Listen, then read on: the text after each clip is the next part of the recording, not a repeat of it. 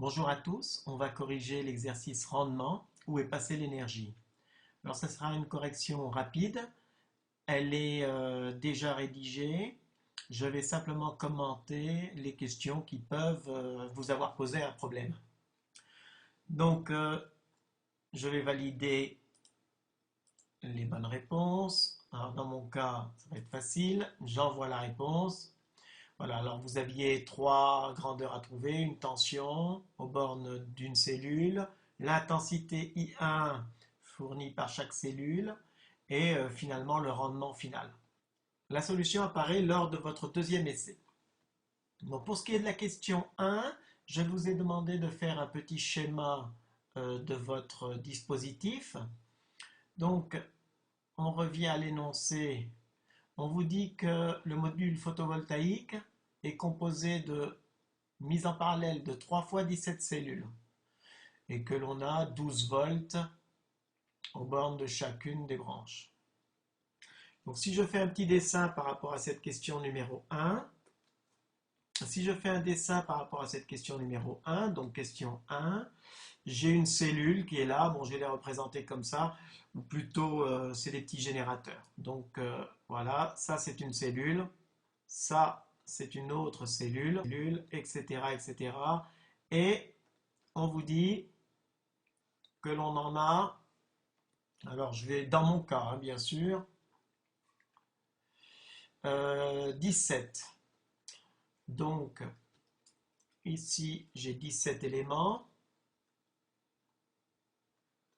j'en ai 17.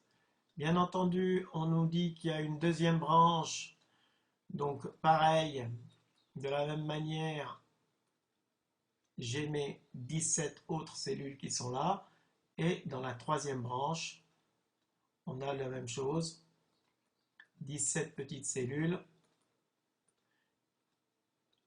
qui sont en dérivation. Alors, aux bornes de chacun des générateurs, aux bornes de chacune des petites cellules, on a une petite tension, et cette petite tension, c'est la tension U1 que l'on cherche à vous faire trouver.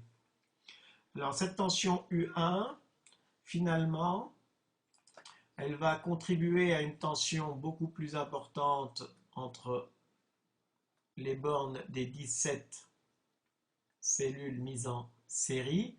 Donc comme j'ai 17 cellules, la tension totale U est égale au nombre de cellules fois U1. Du coup, vous avez votre nombre de cellules NSE, alors je ne sais pas pourquoi j'ai écrit S, mais bon, 17, la tension totale 12, il suffit de faire le rapport 12 sur 17 dans mon cas.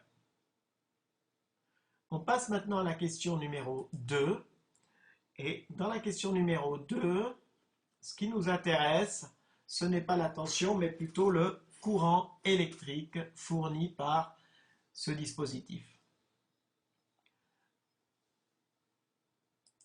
Envers le courant total fourni par l'ensemble de l'installation, je vais vérifier sa notation. Alors effectivement, c'est I total ici. Dans mon cas, 1,5 ampères.